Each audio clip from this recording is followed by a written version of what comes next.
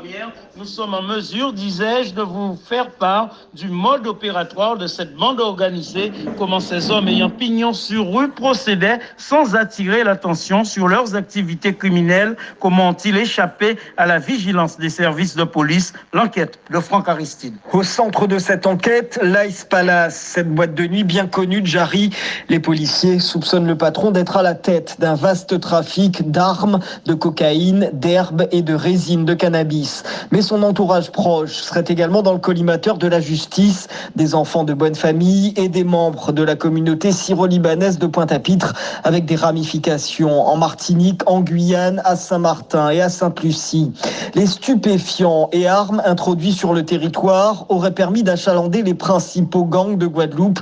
Prix de la revente entre 3 et 6 000 euros pour les armes de guerre type Kalachnikov. Une partie de la poudre blanche, elle, aurait également alimenté le marché hexagonal.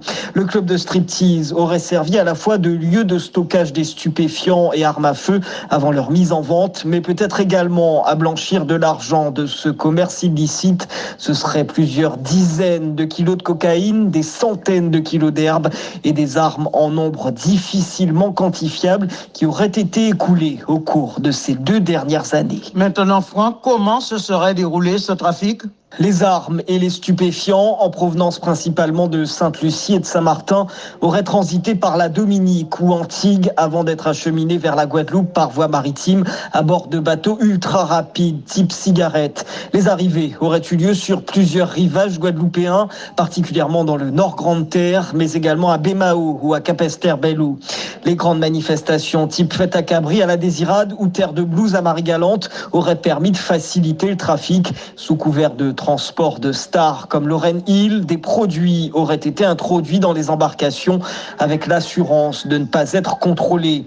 Déjà en 2015, un rapport faisait état de l'instauration d'un marché d'armes sur notre territoire. C'était alors des événements type August Monday à Anguille ou la Chicken and Beer à la Pointe-Sable en face de Petit Canal qui auraient servi de lieu de rencontre aux trafiquants locaux et internationaux. À l'époque, ce rapport avait même estimé le chiffre d'affaires généré par trimestre à environ 500 000 euros. Et le ton monte entre le parquet de Basse-Terre